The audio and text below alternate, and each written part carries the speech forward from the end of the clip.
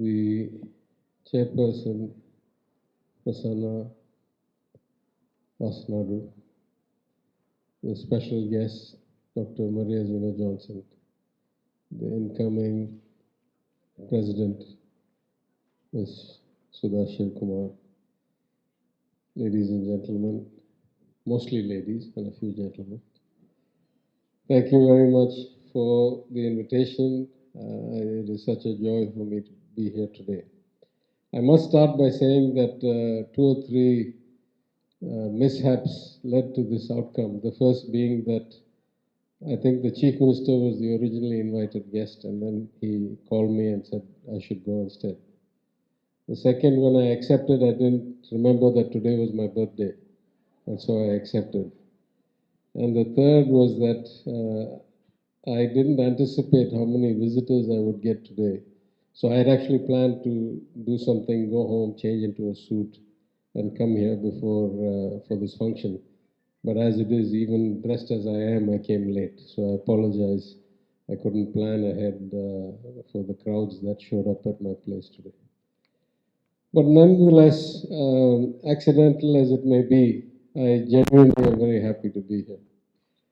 I'm happy to be here because at the core of my political ideology and the ideology of the movement I come from, the empowerment of women and getting as close to equal opportunities, equal outcomes for them is a huge building block. Multiple times I have spoken in the last year, I have mentioned that if there is a single variable that determined Tamil Nadu's outcome today, and Tamil Nadu's outcome today is that if I take a broad basket of measures from per capita GDP to social development to human development, access to health services, access to higher education, Tamil Nadu is by far the #1 state in the country, by far. And this is 100 years of effort. And if there's one driving factor, only one, it is that in 1921, the Justice Party government legislated the right for women to vote and legislated compulsory elementary education for boys and girls a century ago. That is basically what brought us here today. If we had not found a way to get increasingly larger proportions of 50% of our population engaged through education and through involvement in the processes of our economy, we could not be the state we are today. And there is no better statistic to prove that than the recent survey that came out, I'm sure you've seen it, that showed that somewhere around 42% of all women manufacturing employees in all of India, 42% of them are in Tamil Nadu alone. That is the extent of engagement of women in our economy, in the formal economy. So this is the history. I must say that at a personal level, I have experienced the mentorship and the guidance of so many women leaders throughout my career. When I first went to the United States as a graduate student in 1987, the first two professors I worked for were women, both as teaching assistants. And then eventually my PhD advisor was also a woman, a young graduate of her own PhD program, who was of immense help to me and guided me when I lacked the self-confidence. I was all of 22 or 23 years old. I had never earned $1 in my life. I had been a student, relatively privileged family. And she was the one who gave me the self-confidence when the first consulting opportunity came up. And my client said, what should we pay you? What is your rate? And I had never worked before, so I had no rate. And I went to her and she said, I charge $40 an hour. You should charge $40 too.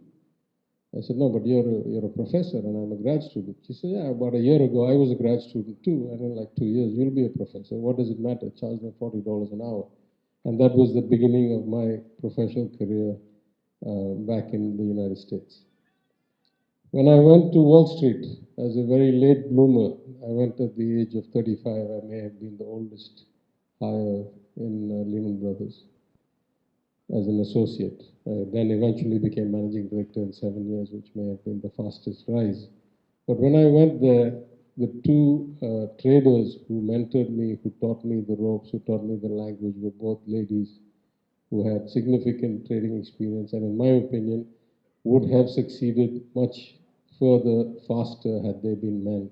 Even as equitable as Wall Street was by then, it wasn't quite equal opportunity and equal promotion.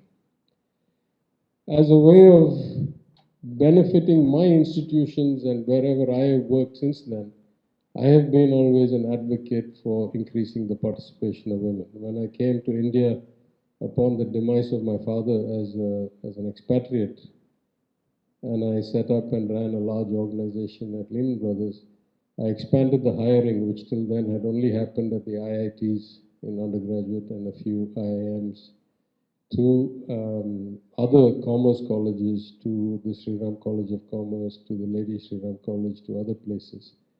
And I found that in 1 year, we changed the ratio from something like 90-10 or 95-5 to about 65-35 in terms of men and women.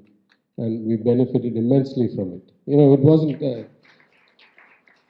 having experienced the mentorship and leadership of many women during my own career. I am convinced, as I was then, as I am now, that it is invaluable to have the participation of women who bring a different perspective based on different life experiences. As we are all shaped, you know, whether we like it or not, we think we're smart, we think we're accomplished, we think we've learned a lot.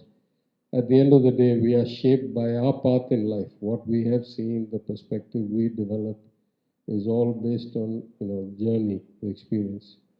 And women, whether in the same place or not, bring a different perspective because everything in this world is subjective. In the same way, when I took over or when I started building actually the IT wing of the DMK from scratch, I made sure of two things. One, we tried our best to get as many women participants as possible. To be honest, it wasn't an easy task. You know, kind of regional politics has not been that attractive or conducive to women. That's the truth. And so we had a big barrier to overcome. But at least I ensured that not a single one faced any discrimination, any harassment, any kind of negative outcome all the years that I ran a large organization when I was in the party. So I can honestly say that I don't see today as me kind of taking time out for you so much as me thanking you on behalf of my Chief Minister, my government, our movement. The more people like you, the more achievers, the more examples, the more forerunners there are, the more our society benefits, the more our government benefits from being able to deliver a progressive state, an affluent economy, and improve the quality of lives of our people, which is the main reason we all came to politics anyway. So on that note, let me thank you once again for inviting me to be the chief guest at such a momentous occasion, the 16th edition of your annual Achiever Awards.